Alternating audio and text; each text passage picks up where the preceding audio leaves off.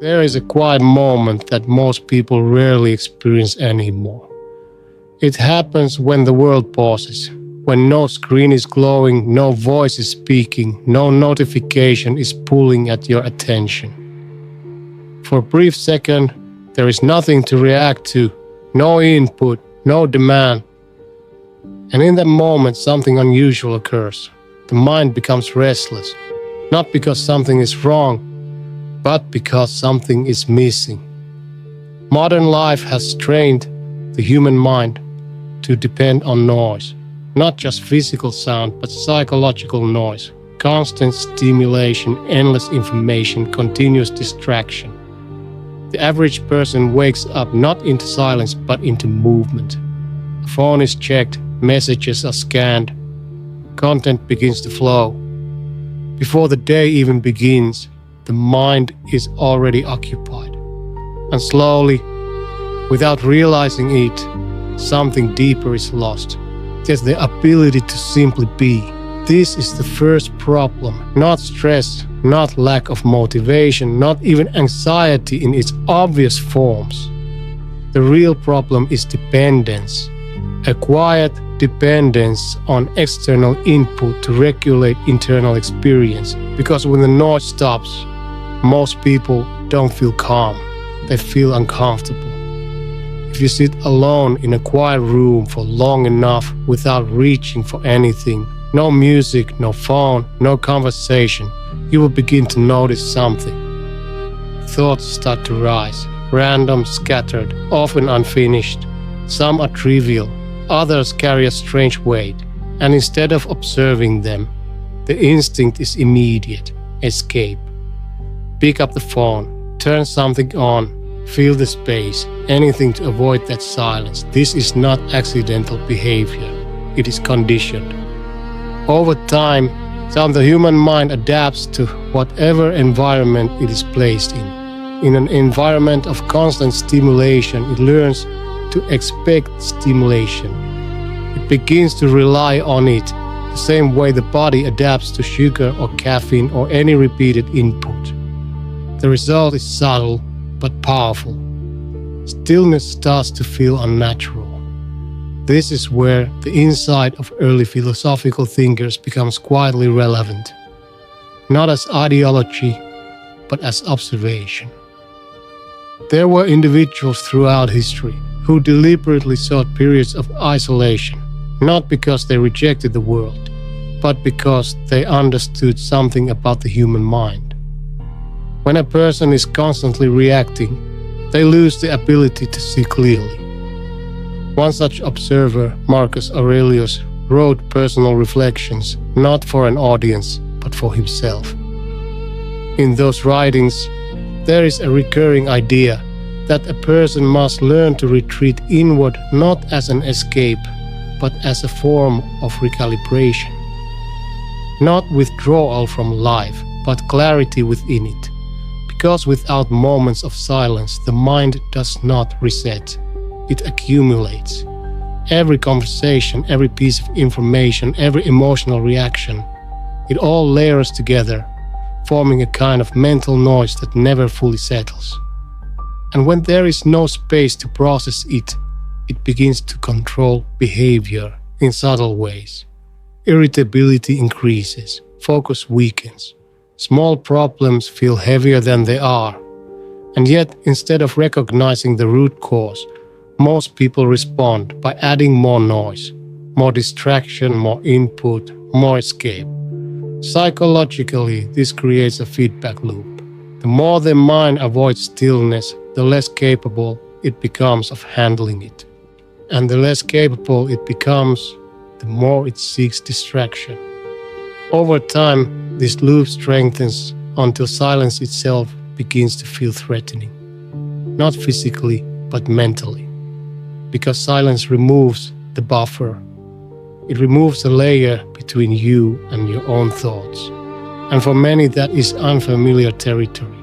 But here is the deeper reality. The discomfort is not caused by silence. It is revealed by it. Silence does not create restlessness. It exposes it. Just as a still body of water reveals what lies beneath the surface, a quiet mind begins to reveal what has been constantly covered by activity. Unfinished thoughts, unresolved tension, patterns of worry. These are not new. They have always been there, but noise has been hiding them. This is why the first encounter with true silence often feels unsettling. It is not peaceful, it is not calm, it is chaotic in a different way. Not because the environment is loud, but because the mind finally has space to express what it has been holding. And so, the natural reaction is to turn away, to return to noise, to regain that familiar sense of control. But this is where something important is misunderstood. Control does not come from avoiding internal experience. It comes from understanding it, and understanding requires exposure. If a person never allows their mind to exist without interruption, they never truly see how it operates. They live reactively, guided by impulses they don't fully recognize, shaped by patterns they've never examined. In that sense, noise becomes more than just background, it becomes a barrier between awareness and behavior. And the longer it remains, then the stronger that barrier becomes. So what can be done? The answer is not extreme isolation, not withdrawal from life, not rejection of technology or modern systems. The answer is far simpler and far more difficult. It begins with small moments, intentional silence, not as punishment, not as an obligation, but as observation. A few minutes without input, sitting, walking, or simply existing without filling the space. At first, the mind will resist. It will search for stimulation. It will produce thoughts rapidly, as if trying to recreate the noise it has become used to. This is expected. This is part of the process. Because what you are witnessing is not failure. You are witnessing conditioning. And over time, something begins to shift. The intensity of that restlessness starts to decrease. Thoughts become less urgent. And the need to escape weakens. And in its place, something unfamiliar but stable begins to emerge. Clarity, not perfect silence, but a quieter baseline. A mind that does not panic in the absence of stimulation. A mind that can exist without constantly reaching outward. This is where the transformation begins. Not in dramatic changes, but in subtle control. The ability to choose when to engage and when to step back. The ability to experience a moment without immediately reacting to it. And most importantly, the ability to sit with your own thoughts without needing to escape them. Because once that ability is developed, something shifts in how you experience everything else. Noise no longer owns you. It becomes optional. And that is a form of freedom that most people never realize they are missing. But this leads to a deeper question. If silence reveals what has been hidden, then what exactly are people avoiding when they refuse to be alone?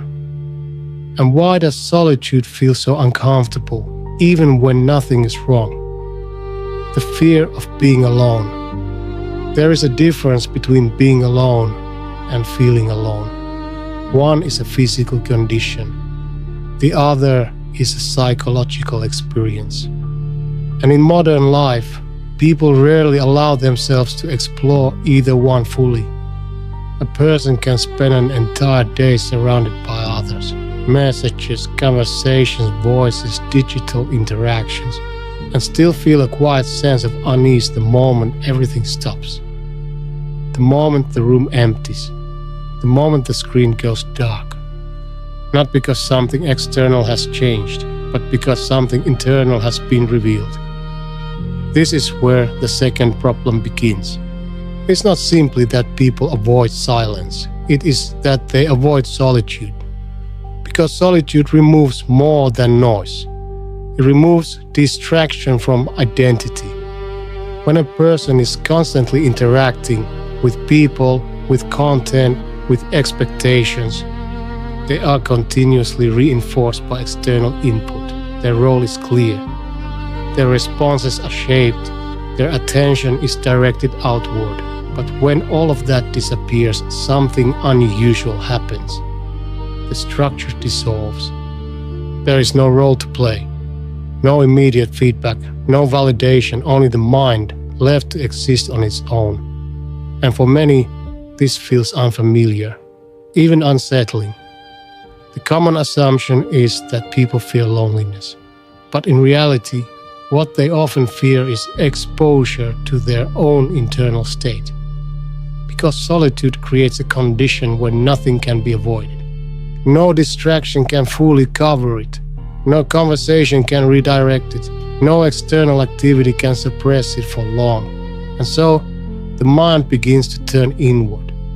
At first, this may seem harmless. Thoughts appear, random, disconnected, fleeting.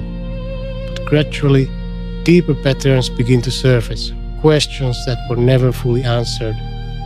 Tensions that were never fully processed. Not because solitude creates these things, but because it reveals them. This is why many people instinctively resist being alone for extended periods of time. Not consciously, but behaviorally. They fill their schedules. They keep something playing in the background. They reach for their phone the moment stillness appears. Not out of necessity, but out of habit.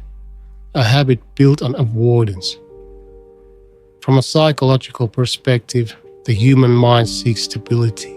Now it prefers predictable patterns, familiar stimuli, and environments that reduce uncertainty. Constant interaction provides that stability. It creates a sense of continuity, a feeling of being anchored. Solitude, on the other hand, removes those anchors. And when the anchors disappear, the mind begins to search for something to hold on to. If it cannot find external input, it turns inward. And if what it finds internally is disorganized, unresolved, or unclear, discomfort follows. This is where the insight of observers like Michel de Montaigne becomes quietly relevant. Montaigne wrote extensively about the importance of becoming familiar with one's own mind, not through force, but through exposure. He believed that a person who cannot sit comfortably with themselves is, in a sense, dependent on the presence of others, not for connection, but for distraction. This is not criticism. It is an observation. Because when a person avoids solitude, they are not just avoiding isolation, they are avoiding self-confrontation. And without that confrontation, something important never develops. Self-understanding. Without time alone, the mind remains reactive. It responds to external demands, adapts to external expectations, and forms identity based on external reinforcement. It becomes shaped by the environment rather than examined by awareness. The result is subtle but significant. A person may appear confident, active, and engaged, but internally they remain unfamiliar with themselves. Their preferences are influenced by trends. Their decisions are shaped by immediate emotion. And their sense of direction depends on external structure. And when that structure disappears, even briefly, uncertainty emerges. This is why solitude often feels heavier than expected. Not because it is inherently negative, but because it removes the filters. Imagine sitting alone, without any form of distraction, for an extended period of time. No input, no conversation, no task to complete. At first, the mind searches outward. It looks for something to engage with. When it finds nothing, it begins to turn inward. And then a different kind of activity begins. Memories surface. Unfinished thoughts return. Questions appear. Am I moving in the right direction? Why do I feel this way? What have I been avoiding? These are not comfortable questions. They do not have immediate answers, and they do not disappear quickly. And so the instinct is to escape, to reintroduce noise, to regain that familiar sense of distraction. But here is the critical insight. Avoiding these questions does not remove them. It only delays them. And over time, delayed questions accumulate. They form a kind of background tension, a subtle mental pressure that influences behavior without being fully understood. It appears as restlessness, impatience, or a constant need for stimulation.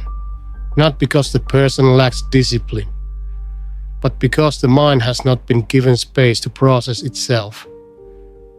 This is where solitude becomes more than just a condition, and it becomes a tool for observation, a tool for clarification, a tool for understanding, but only if it is approached correctly.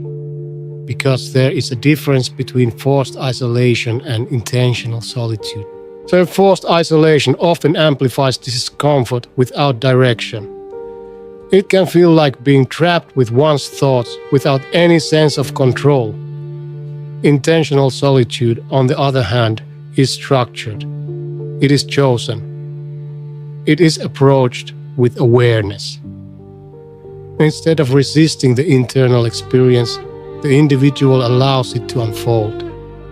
Not to analyze every thought, not to judge every feeling, but simply to observe, to notice patterns, to recognize repetition, to become familiar with the way the mind operates when it is not being directed by external forces.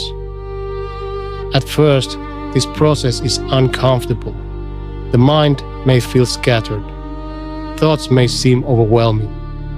There may be a strong urge to end the experience. But with consistency, something begins to change. The intensity decreases. The thoughts slow down, and the internal environment becomes more predictable. And gradually, solitude stops feeling like exposure and starts feeling like stability. Because once a person becomes familiar with their own mental patterns, those patterns lose some of their power. They are no longer unexpected, they are no longer confusing, they become known. And what is known becomes manageable. This is where a deeper form of independence begins to develop. Not independence from people, but independence from constant external input. The ability to exist without needing immediate distraction. The ability to sit with thoughts without reacting to them. The ability to experience one's own presence without discomfort. This is not isolation, it is self-sufficiency, and it changes the way a person interacts with everything else. Relationships become clearer. Our decisions become more deliberate. Emotions become less reactive, because they are no longer being processed in real time under constant stimulation. They are understood in stillness. But this raises another important question. If solitude reveals the internal state, then what exactly happens when the mind is left in complete silence? What does it show when nothing is there to distract from it? Silence as a psychological mirror. There comes a point in stillness where something shifts. At first, silence feels empty. Then it feels uncomfortable. But if a person remains long enough, without reaching for distraction, without interrupting the process, silence begins to take on a different quality. It starts to reflect. Not in the way a mirror shows the surface of the body, but in the way it reveals the structure of the mind. Their patterns that were once hidden beneath constant activity begin to appear with clarity. And what becomes visible is not always what a person expects. This is the third challenge. Most people believe they understand their own thoughts. They assume that because they experience thinking constantly, they are familiar with it. But constant exposure is not the same as observation. In fact, Constant thinking often prevents observation.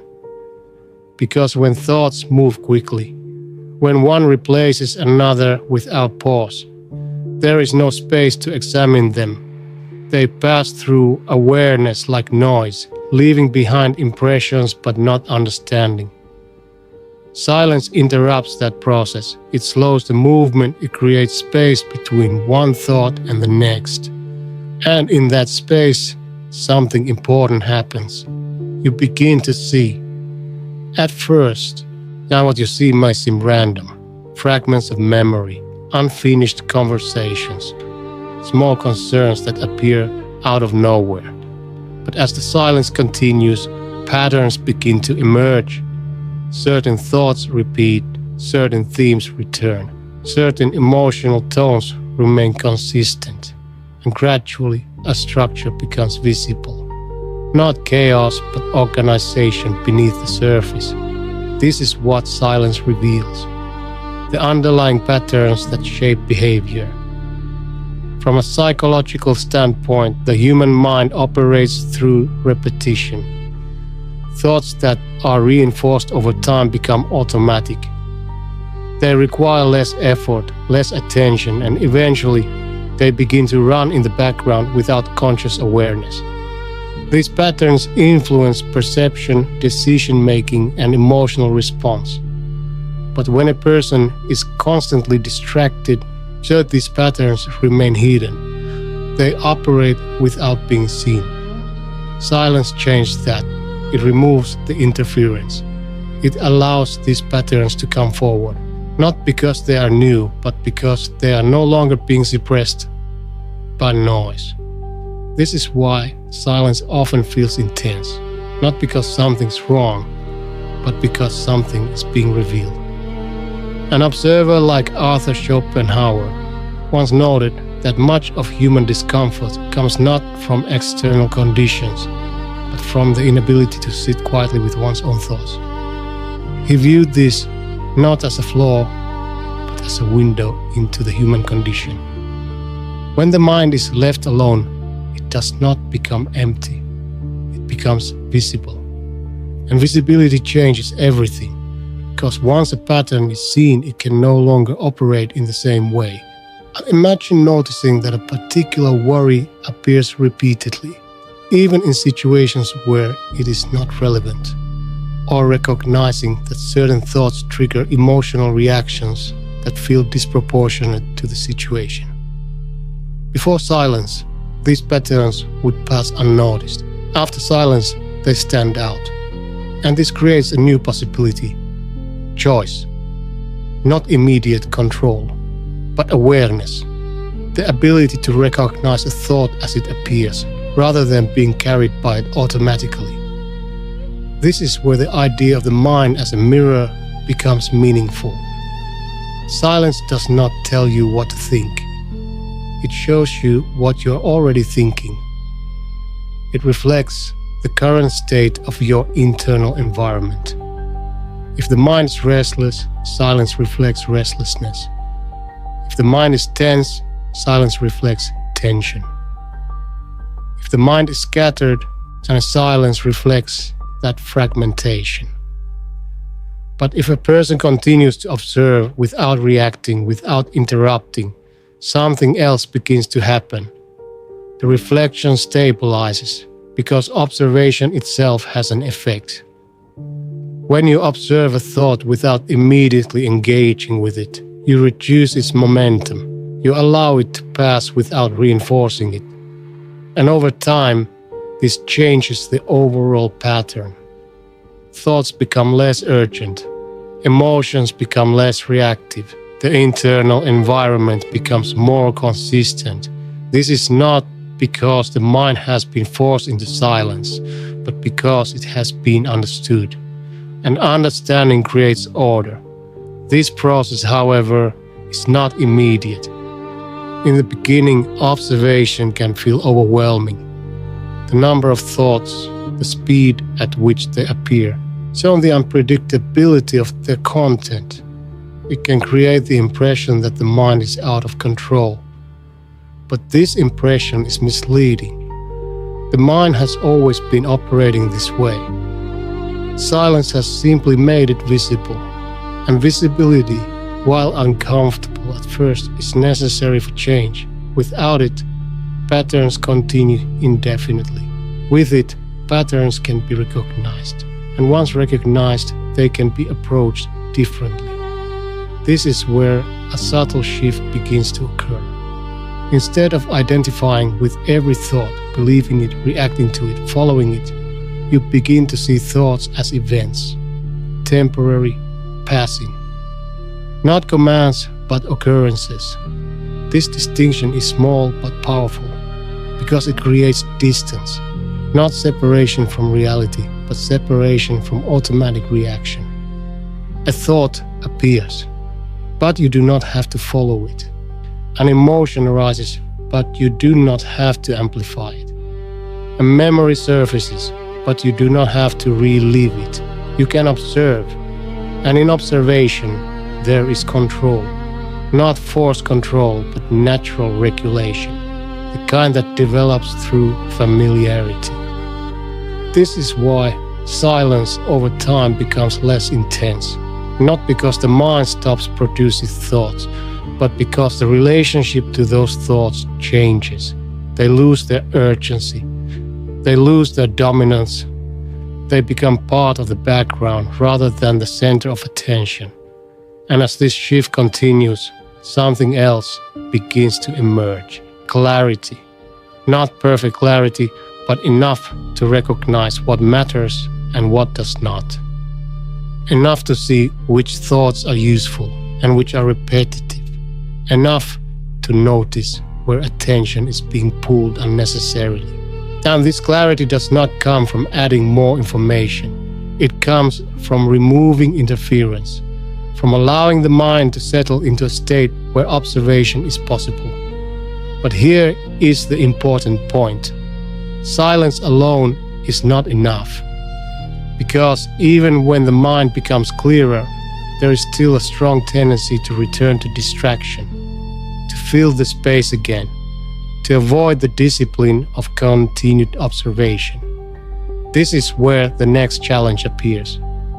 If silence reveals the mind, then distraction is the mechanism that hides it. And in modern life, distraction is not accidental. It is constant, accessible, and highly effective, which raises the next question. Why has distraction become so dominant? And why is it so difficult to resist even when we understand its effects? The addiction to distraction. In the modern age, distraction is not incidental, it is engineered. Every notification, every alert, every suggestion is designed to capture attention, to pull the mind outward, and to prevent prolonged reflection. The human mind, once capable of sustained focus, has been conditioned to crave interruption. This is the fourth challenge. Not laziness, not lack of willpower, but a psychological pattern reinforced over decades of experience. The moment a person experiences even a fraction of boredom or silence, an impulse arises. Find something to engage with. Check a message, scroll a feed, turn on a screen, fill the emptiness. Psychologically, this behavior is tied to the brain's reward system. Each piece of new information triggers a small release of dopamine, a signal of reward. Over time, since the brain begins to associate stimulation with pleasure and stillness with discomfort, what begins as a simple habit eventually becomes an unconscious compulsion. Yet the consequences are subtle, often invisible. Attention becomes fragmented. The ability to concentrate diminishes. Even when a person sits down to perform a meaningful task, the mind seeks an external cue, a distraction to break the continuity. The result is not just busyness, but mental dependency on constant input. This dynamic is not new, but it has become amplified. Historical thinkers understood the dangers of distraction, even in less technologically saturated times. Seneca observed that the mind, which is never alone with itself, is like a field never left fallow. It grows tangled, weak, and unprepared for the demands of serious life. In modern terms, such distraction prevents the mind from consolidating experience, reflecting, and learning from itself. The psychological mechanism behind this is simple yet profound. Humans are wired to avoid uncertainty, discomfort, and the unknown. Silence is all three. Without distraction, the mind is forced to confront patterns of thought, unresolved emotions, and internal narratives it may prefer to ignore. Avoidance then becomes a natural response. Yet the more one avoids, the stronger the compulsion to seek distraction becomes, creating a feedback loop that is difficult to break. Breaking this loop requires conscious intervention. It is not enough to turn off devices or reduce noise. One must also actively cultivate the ability to remain present without external reinforcement. And this requires incremental exposure, short periods of undisturbed thought that gradually lengthen over time. The initial discomfort will be pronounced, but consistency transforms perception. The mind begins to see that stillness is not threatening, rather, it is informative. Practical insight comes from structuring solitude as a form of training.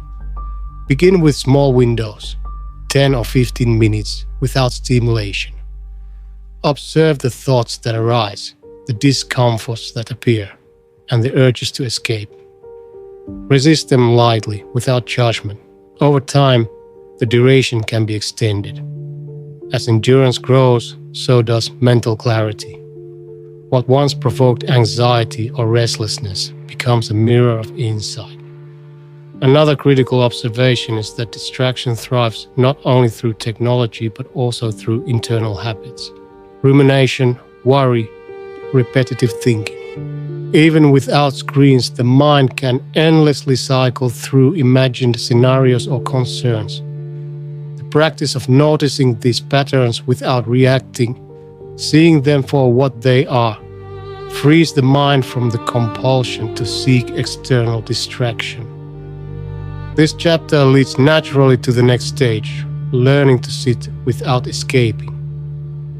Once a person understands the mechanics of distraction and its psychological hold, the challenge becomes intentional stillness.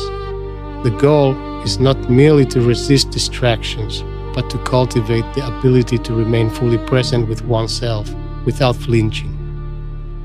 In this way, distraction is transformed from a default habit into a conscious choice, a tool to be engaged with selectively, rather than an unconscious master. This is not instantaneous mastery. It is a process, a series of small victories, to each reinforcing the next. The mind, once trained in distraction, has lost familiarity with itself. Silence exposes that absence, but deliberate engagement with stillness repairs it. The next chapter explores precisely how the deliberate act of sitting with nothing to do without fleeing into activity becomes a form of inner discipline, a way to reclaim control over attention and reshape the mind. Learning to sit without escaping, to sit still in a world built on constant motion, is a subtle form of rebellion. At first, it feels unnatural, even unbearable. The body fidgets, the mind protests, thoughts multiply as if protesting the absence of distraction. And yet, this very act, the simple act of remaining present, is the foundation of mental discipline. The challenge here is deceptively simple. Doing nothing. But the mind is rarely accustomed to nothing. Even when it appears idle, it churns. Memories resurface, emotions flare, random worries intrude. Each moment of stillness becomes an internal test. The instinct to escape is immediate. Pick up a phone, move to another task, think of something productive. This is where the problem deepens. Humans are conditioned to equate stillness with wasted time. In modern society, being inactive is often seen as laziness, even moral failure. And so, sitting without escape feels not just uncomfortable, it feels wrong. The mind rebels because it has been trained to measure value externally, through action and output, rather than internally, through observation and reflection.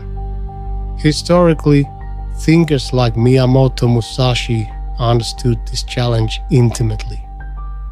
Musashi spent years in solitude, meditating on his own techniques, observing his thoughts and actions without interruption.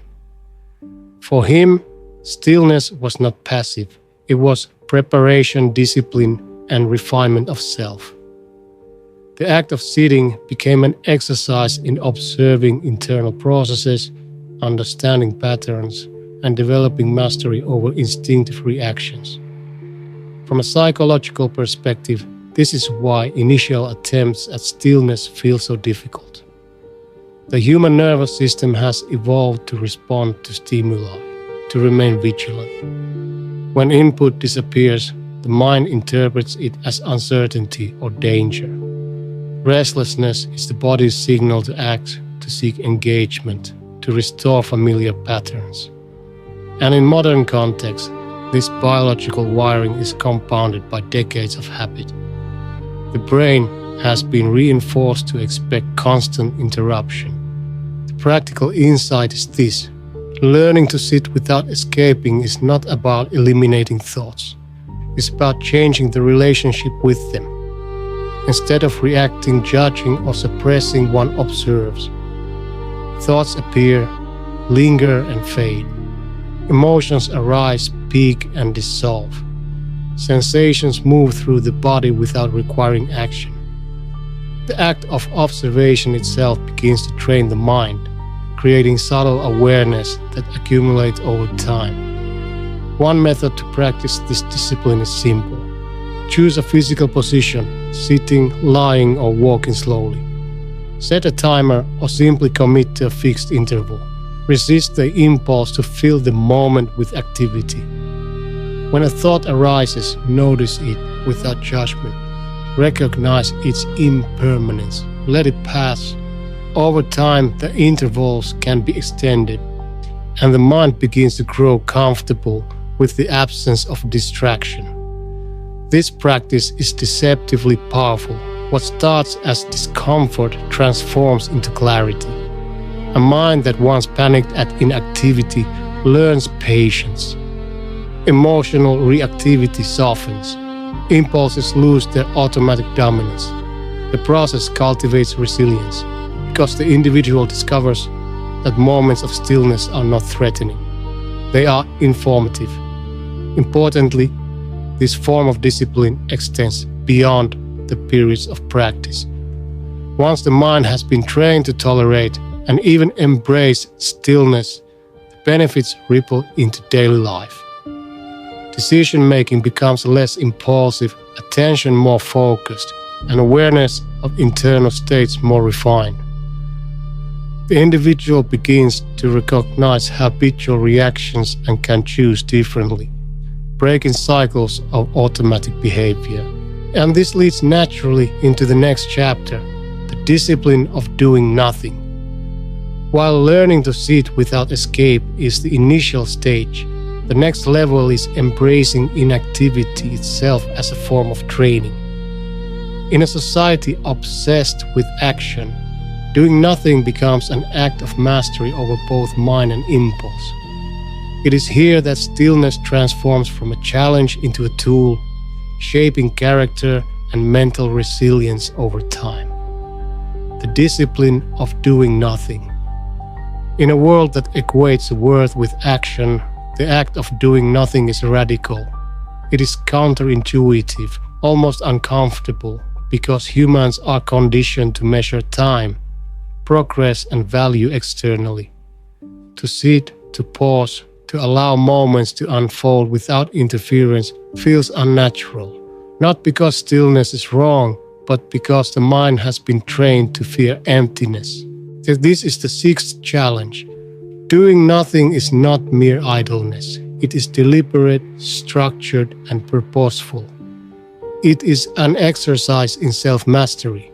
It is a form of discipline that cannot be replicated through busyness, entertainment, or external validation. The problem arises from the habitual misunderstanding of stillness. Many associate activity with progress. They believe that being constantly busy proves competence, purpose, or significance. And so, when the opportunity for deliberate inactivity arises, the mind resists. Thoughts swarm, emotions flare, the body fidgets. Every impulse seems to insist, do something, anything. Yet it is precisely in this resistance that the value of doing nothing is revealed. When one learns to remain with the absence of action, a different form of strength emerges. And not the strength of external control, but the strength of internal stability. A mind that does not require constant engagement develops resilience, patience, and clarity. Historical thinkers recognized this long before the digital age. Seneca emphasized that tranquility is cultivated not through escape or avoidance, but through disciplined engagement with the present moment, even if that engagement is the conscious choice of stillness. He observed that the ability to sit quietly without seeking diversion is a form of training that strengthens the mind for all other challenges. From a psychological standpoint, doing nothing interrupts habitual reinforcement patterns. Most behaviors, checking a phone, responding to notifications, seeking distraction, are fueled by immediate feedback loops. They are rewarded instantly by dopamine, and validation or relief. Choosing inactivity breaks these loops. The mind learns to tolerate uncertainty and discomfort without needing external reinforcement. Over time, this rewires attention, strengthens focus, and diminishes impulsive reactions. Practical application requires structure. Begin with intentional periods of inactivity. A few minutes initially, gradually increasing as tolerance grows.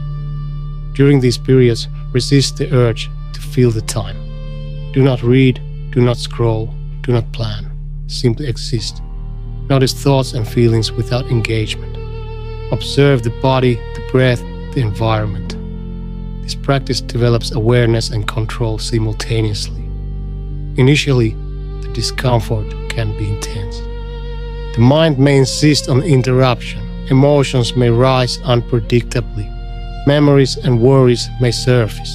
But rather than seeing this as failure, recognize it as evidence of growth. Discomfort is the mind's signal that it is encountering something unfamiliar, something previously avoided. Over weeks and months, the mind adjusts. Doing nothing becomes less stressful. The internal environment becomes calmer, more consistent. Thoughts lose urgency. Emotional reactions soften. The ability to observe without acting strengthens. Stillness evolves from a challenge into a tool, a way to reset, consolidate, and refine the mind. This discipline also reshapes perception of time. In a world where every moment is measured by productivity or output, the capacity to inhabit time without action fosters freedom. Life is no longer dictated solely by external demands. The mind develops the ability to experience moments fully, act without being hijacked by compulsion or habit. Crucially, the discipline of doing nothing lays the foundation for emotional mastery. Emotions, like thoughts, arise naturally and with varying intensity. When the mind is trained to remain present, unreactive, and observant during periods of stillness, emotional fluctuations no longer dominate behavior. The individual gains a subtle form of control. the ability to experience emotion without being driven by it. This chapter naturally leads to the next, emotional resistance and inner tension. Because while learning to sit, to observe, and to do nothing builds discipline, it also exposes the deeper layers of discomfort within. Silence and inactivity bring unresolved tension to the surface, challenging the mind to adapt. Now, understanding and managing this tension is the next step in the path towards self-mastery. Emotional resistance and inner tension. Silence has a way of revealing more than thoughts. It exposes feelings. When external distractions disappear, emotions that have been suppressed, ignored, or redirected begin to surface. Restlessness, frustration, anxiety, or subtle irritations emerge not as new problems, but as echoes of what the mind has been carrying silently all along. This is the seventh challenge. Emotional resistance is not a flaw. It is a natural consequence of a mind unaccustomed to stillness.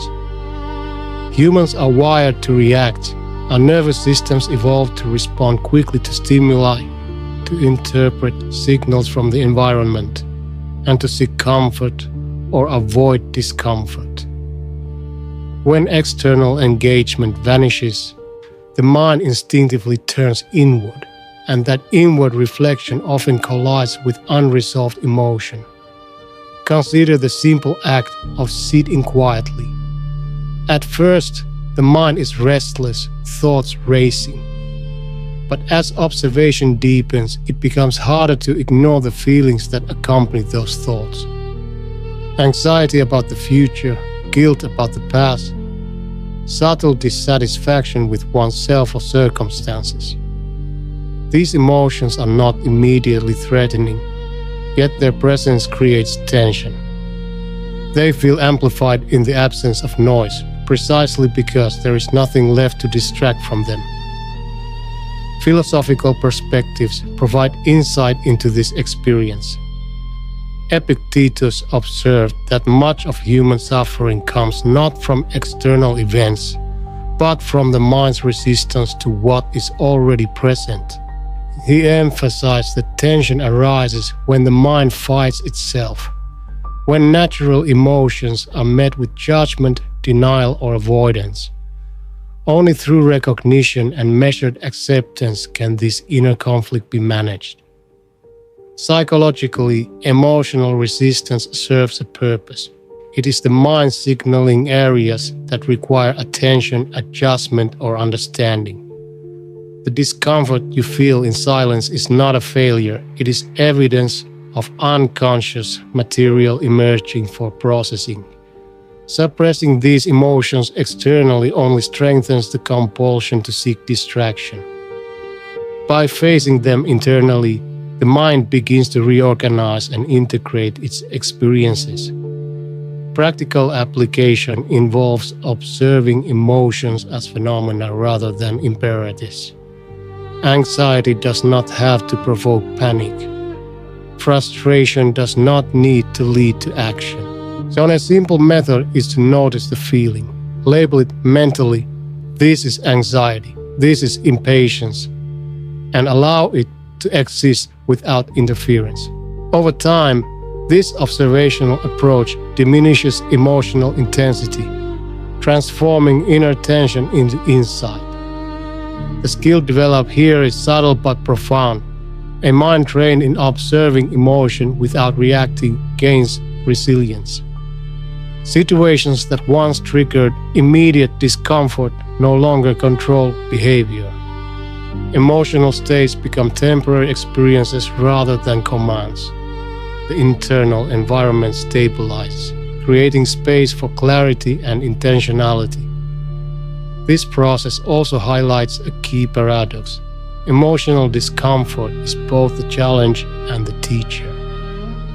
The very feelings that provoke resistance are the ones that guide growth. Avoidance prolongs tension. Engagement resolves it. Silence So by removing external distraction, forces the mind to confront what it has habitually avoided. By gradually accepting and observing emotional resistance, one develops what can be described as internal equilibrium. The mind learns to tolerate discomfort, to notice patterns of emotional reaction, and to distinguish between momentary impulses and enduring responses. This is the foundation of self-mastery, an awareness of inner states combined with the ability to choose one's responses deliberately. The next natural step is cultivating active awareness of the mind itself.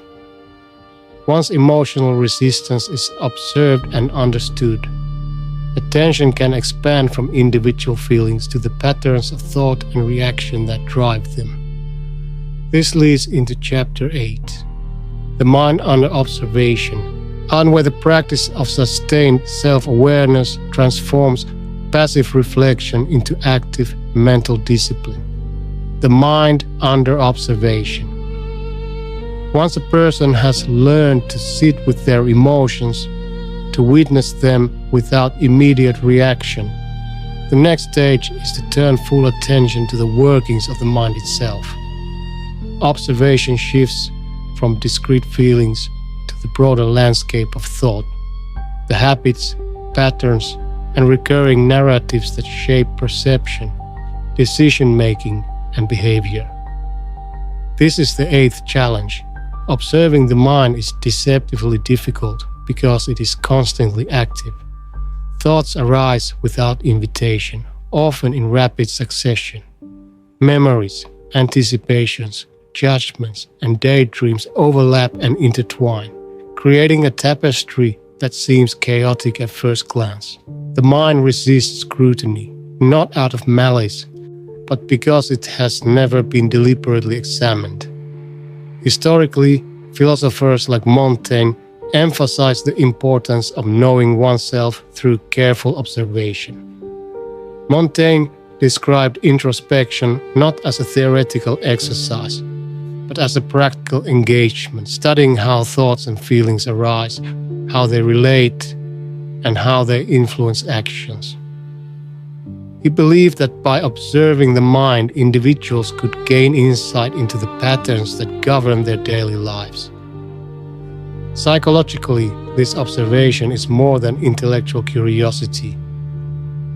The brain operates on patterns reinforced by repetition. Many thoughts, particularly habitual or automatic ones, emerge from learned neural circuits.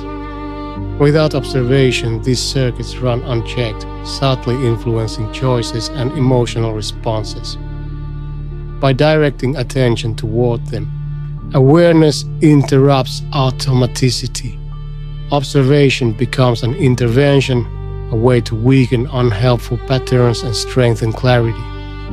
The practical exercise is simple but profound. Choose a period for quiet reflection. Watch thoughts as they arise, noticing their tone, content, and repetition. Label them neutrally: planning, worrying, imagining, remembering. Resist the urge to engage, correct, or suppress. Simply notice. Over time, patterns emerge. You may observe that certain worries recur daily, or that specific triggers reliably produce tension. Recognition of these patterns is the first step toward conscious management. Active observation transforms passive thinking into deliberate insight. The mind, once reactive, begins to yield to awareness. Attention becomes selective rather than scattered.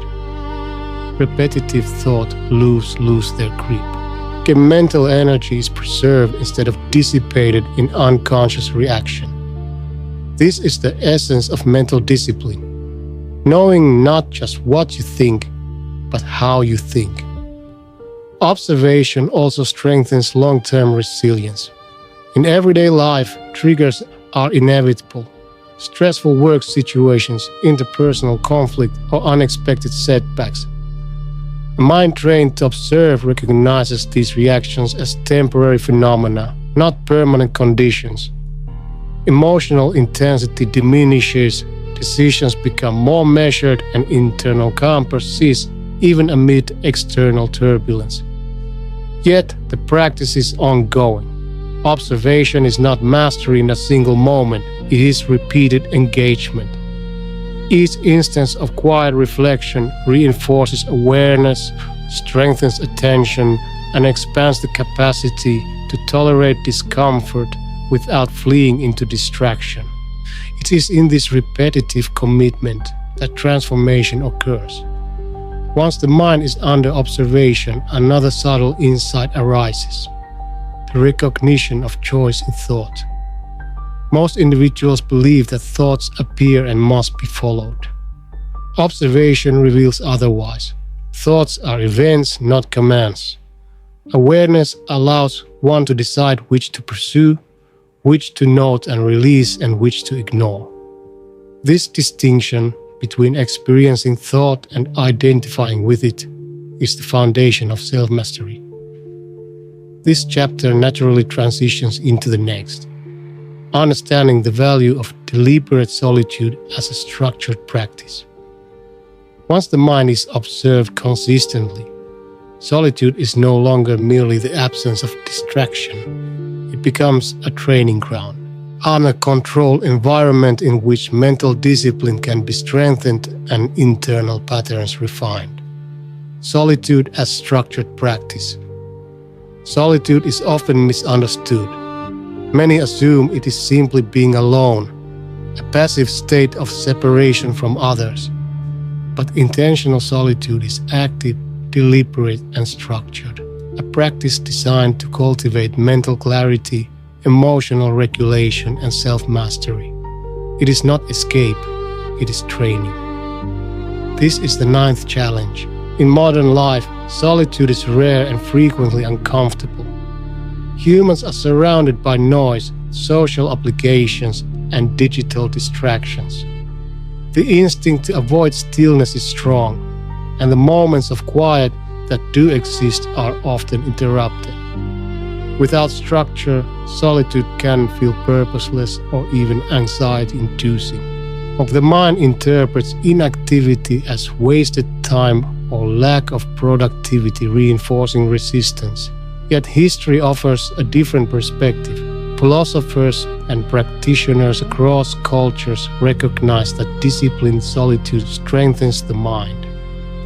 Marcus Aurelius wrote extensively about retreating into oneself to examine thoughts, values, and actions. For him, solitude was a laboratory for self-reflection, a controlled space in which one could practice judgment, discipline, and rationality. He saw it not as isolation, but as preparation for engagement with the world. Psychologically, structured solitude works because it creates a controlled environment for the mind. When external stimuli are minimized, the internal state becomes more visible. Habits, impulses, and recurring thought patterns emerge without interference. Now, this observation is the first step toward understanding, refining, and redirecting mental processes. Over time, repeated practice strengthens awareness and reduces susceptibility to reactive behavior. The practical application of structured solitude is deceptively simple. Begin by scheduling dedicated periods of quiet. During these intervals, avoid distractions such as phones, reading, or multitasking. Choose an activity or no activity at all that encourages internal focus. Mindful breathing, silent observation, or reflective journaling. The key is intentionality. Solitude becomes a training ground only when approached with purpose rather than passively endured. Structured solitude also cultivates emotional resilience. Without habitual distraction, suppressed or avoided feelings inevitably arise. The mind encounters impatience, anxiety, or boredom and unresolved tension. By remaining present, observing these emotions without fleeing into activity, one develops tolerance. Emotional resistance diminishes, and the individual begins to recognize that discomfort is transient and manageable rather than threatening. Another benefit of structured solitude is enhanced focus and clarity. Daily life often fragments attention, leaving the mind scattered across tasks, notifications, and external obligations. Extended periods of intentional solitude allow for uninterrupted reflection, insight, and planning.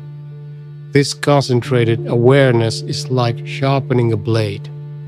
Over time, cognitive and emotional precision improves, decisions become more deliberate, and internal energy is preserved rather than dissipated in reactive behavior. Importantly, a structured solitude is not an end in itself, it is a foundation for the rest of life. By training the mind in isolation, one prepares to engage with the world more effectively. Relationships, work, and creative endeavors all benefit from the clarity and control developed in solitude. The ability to act with awareness rather than compulsion becomes a form of mastery that permeates every aspect of life. This leads to the next chapter, the cultivation of resilience.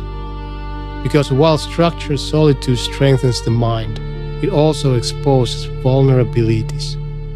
Tolerance of discomfort, understanding recurring mental patterns, and confronting emotional resistance are all essential, but they must be integrated into daily life. Resilience is the ability to carry the lessons of solitude into the complexities of external reality, while building resilience through stillness.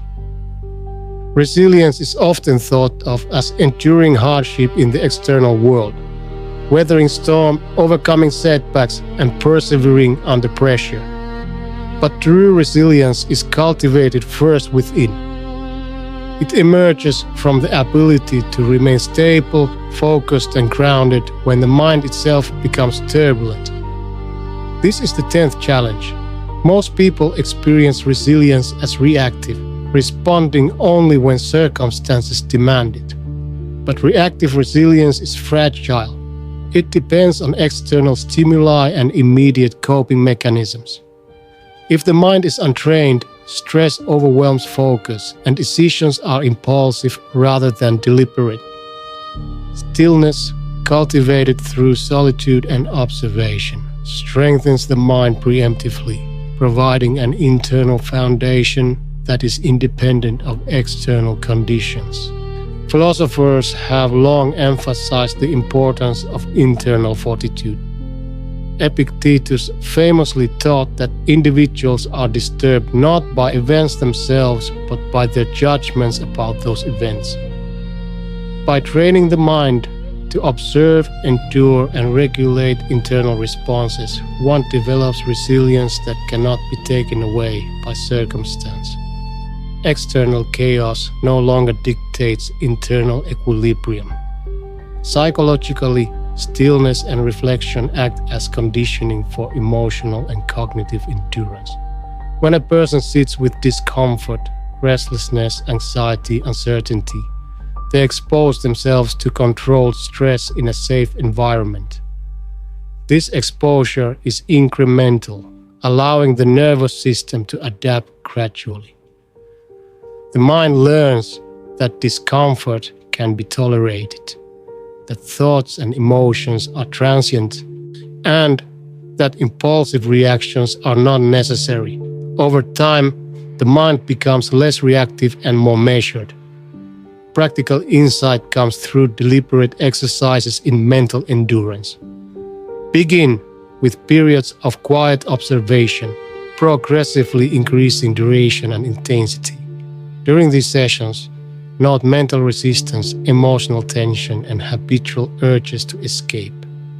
Instead of acting on them, observe, reflect, let them pass. The act of facing these internal challenges repeatedly strengthens neural pathways associated with focus, patience, and self-control. Resilience through stillness also enhances long-term thinking. A mind trained to tolerate short-term discomfort can plan for future challenges without panic or overreaction. Decisions are informed by observation rather than impulse. Actions are deliberate rather than reactive. Then the individual gains the capacity to pursue goals with consistency, even when distractions, setbacks, or emotional turbulence arise.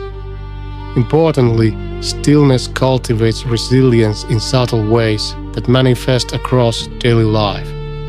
Relationships benefit because the individual reacts less impulsively to provocations. Work benefits because attention is sustained on meaningful tasks rather than scattered. Even creative endeavors benefit, as the mind can observe patterns and connections without forcing conclusions or succumbing to frustration. Yet resilience is not passive. It requires active practice, repetition, and reflection. Just as physical strength diminishes without use, mental resilience wanes if stillness and observation are abandoned. The mind must be exercised consistently, gradually increasing the duration and depth of reflection, yet building a foundation that remains sturdy even amid external turbulence. This chapter leads naturally into the next, transforming identity through discipline. Because resilience does not simply protect the existing self, it provides the foundation for reshaping it. The mind, once trained in observation, stillness, and endurance, becomes capable of intentional self-transformation, transforming identity through discipline. Discipline is often misunderstood as mere self-restraint, a limitation of desire, a set of rules imposed on behavior. But true discipline is transformative. It is the deliberate shaping of character, the conscious refinement of thought, emotion, and action. Through disciplined practice, the mind itself becomes malleable, and identity evolves from reactive patterns to intentional design. And this is the 11th challenge. Most people experience identity as fixed. I am this way, I feel this, I act like that. Yet closer observation reveals that identity is largely a collection of habits, recurring thoughts, and conditioned responses. Without conscious intervention, these patterns operate automatically, reinforcing the self that is convenient, familiar, or socially reinforced rather than the self that is deliberate and strong. Philosophical thinkers, including Marcus Aurelius, recognize the transformative power of discipline. Marcus Aurelius advised that life is a training ground for virtue and self-mastery. By observing thoughts, regulating responses, and cultivating consistency, an individual gradually molds character, turning internal chaos into strength. The process is neither sudden nor dramatic. It is incremental, deliberate, and cumulative. Psychologically, disciplined practice reshapes identity through the reinforcement of neural pathways. Every repeated act of focus, self-control, and reflection strengthens circuits associated with resilience, clarity, and intentionality. Over time, reactive tendencies weaken, and deliberate patterns of thought and behavior dominate. The mind becomes a tool rather than a passenger, directing identity consciously rather than through habit. Practical application begins with small, deliberate choices. Daily routines, moments of stillness, and structured reflection are not merely exercises. They are opportunities to practice the self one wishes to become. For example, consistently observing thoughts without judgment fosters patience. Deliberately resisting distraction strengthens focus. By accepting discomfort without avoidance cultivates courage. These repeated acts shape the architecture of identity over time. Another critical aspect is self-perception. Discipline changes how one sees oneself, not through external validation but through lived experience. As the mind becomes more controlled, emotional responses more measured, and attention more focused, identity shifts naturally. The individual experiences themselves as capable, present, and intentional rather than reactive or fragmented. This transformation is cumulative. The process of disciplined solitude, observation, and resilience gradually reshapes internal narratives. Thoughts once automatic are now chosen. Emotional reactions once overwhelming are now managed. Behaviors once impulsive are now deliberate. In this way, just the self is no longer a product of circumstance or habit, but a creation of conscious effort. Yet transformation requires patience. The mind resists change. Old patterns persist, impulses recur, and self-doubt may surface. This is not failure. It is part of the process. Discipline does not eliminate difficulty.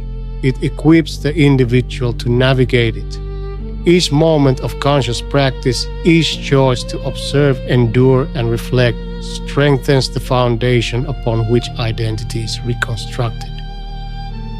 This chapter naturally transitions into the next, the cultivation of long-term thinking. Because identity, once strengthened through discipline, is the lens through which decisions are made. A disciplined mind sees beyond immediate gratification, considers consequences, and chooses in alignment with enduring goals. And the cultivation of long-term thinking is the final step in connecting self-mastery with action. The power of long-term thinking. Long-term thinking is the culmination of discipline, observation, and resilience. It is the ability to orient the mind toward consequences that may not be immediately visible, to value outcomes that require patience, and to act in ways that cultivate enduring strength rather than transient gratification. This is the 12th challenge. Modern life is designed for immediacy. Rewards are instant, distractions are constant, and decisions are often made for short-term comfort rather than lasting benefit. The human mind, left untrained, naturally seeks the path of least resistance. This tendency undermines growth, fragments attention, and diminishes the capacity for sustained achievement. Historically, thinkers like Seneca emphasized foresight as a key element of wisdom. Seneca noted that those who focus only on immediate desires are easily manipulated by circumstance, while those who cultivate patience and strategic perspective gain autonomy over their lives. Long-term thinking is not theoretical, it is practical. It shapes choices, behavior, and ultimately identity. Psychologically, long-term thinking strengthens executive function. The set of cognitive processes responsible for planning, decision-making, impulse control, and goal-directed behavior. By practicing stillness, observing patterns, and cultivating discipline, the mind becomes capable of delaying immediate reward, tolerating discomfort, and acting in alignment with higher-order objectives. This skill reinforces resilience, clarifies priorities, and stabilizes emotional responses. Practically, long-term thinking begins with conscious reflection on goals and values. What kind of person do you wish to become? What outcomes matter beyond immediate pleasure or avoidance of discomfort? Structured solitude, observation of thoughts, and emotional endurance provide the groundwork for this reflection. Once clarity is established, decisions can be evaluated in terms of their alignment with long-term objectives rather than short-term impulses. This mindset transforms daily life. Simple choices, how to spend time, where to direct attention, how to respond to challenges, are filtered through the lens of sustainability and growth. The mind, trained in discipline and observation, can resist transient temptations, maintain focus under pressure, and act with intentionality even when distractions are overwhelming. Long-term thinking also fosters patience. When immediate results are absent, the disciplined mind does not panic. It trusts the process, understanding that effort compounded over time yields meaningful outcomes. Impulsive reactions lose their power and endurance replaces urgency. This perspective is both empowering and stabilizing, creating an internal environment capable of weathering external turbulence. Finally, long-term thinking reinforces identity. The person who consistently aligns decisions with enduring principles gradually embodies those principles. Habits, behaviors, and choices converge, producing a coherent self that is intentional rather than reactive. This integration of thought, emotion, and action is the pinnacle of self-mastery, a mind trained to observe, endure, and act with purpose. The next natural step, having completed the exploration of long-term thinking, is the final reflection. A calm, comprehensive summary of the lessons drawn from solitude, silence, and self-discipline, guiding the viewer toward sustained practice and internal balance. As we conclude this journey through silence, solitude, and self-discipline, it becomes clear that the path to mastery is neither sudden nor spectacular. It is incremental, subtle, and profoundly internal. The mind is not transformed by external circumstances, nor by fleeting motivation. It is shaped by deliberate attention, patient observation, and consistent practice. Throughout this exploration, we have traced the progression, from recognizing the pull of distraction, to learning to sit without escape, to observing thoughts and emotions with clarity, and finally to shaping identity and long-term behavior through disciplined reflection. Each stage builds upon the previous, creating a foundation of resilience, awareness, and intentionality. The lessons are universal. Distraction, restlessness, and emotional turbulence are not failures. They are natural expressions of a mind that has yet to be trained. By approaching these challenges with patience and curiosity, rather than judgment, we transform obstacles into opportunities for growth. The discomfort of stillness, the challenge of doing nothing, the emergence of emotional resistance, all become mirrors that reveal the structure and tendencies of the mind. Practical application is simple in principle, though demanding in execution. There are structured periods of solitude, deliberate observation of thoughts, tolerance of discomfort, and alignment with long-term objectives are practices anyone can integrate into daily life. Over time, these practices yield clarity, focus, emotional stability, and the ability to act deliberately in a world designed to fragment attention. This is not a promise of perfection. The mind will wander, emotions will flare, and old habits will resurface. What matters is consistency, awareness, and the willingness to return again and again to the practice of presence. Each repetition strengthens mental resilience, reinforces self-mastery, and gradually transforms the identity from reactive to intentional. Ultimately, the true value of solitude, silence, and submission lies not in isolation but in integration. And the discipline cultivated in stillness flows outwards, informing every decision, interaction, and moment of life.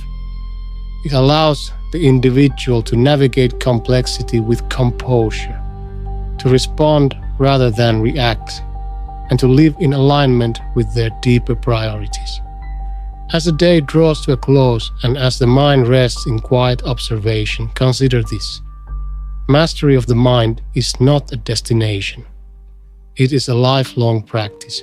Each moment of awareness, each choice to sit with discomfort, each act of deliberate attention reinforces the foundation of resilience, clarity, and self-discipline. In this calm and deliberate engagement with yourself, you discover freedom. Freedom from distraction, freedom from reactive impulses, and freedom to shape your life intentionally. Silence, once feared, becomes a teacher. Stillness, once uncomfortable, that becomes a tool. Solitude, once empty, becomes a laboratory for growth. And in embracing these practices, the mind gradually learns the art of living with clarity, courage, and purpose. This is the quiet strength of disciplined attention, a practice that extends beyond these moments into every waking hour and ultimately into the very architecture of who you are. The journey does not end here. It begins anew with every moment of conscious observation, every choice to endure, every act of deliberate self-mastery.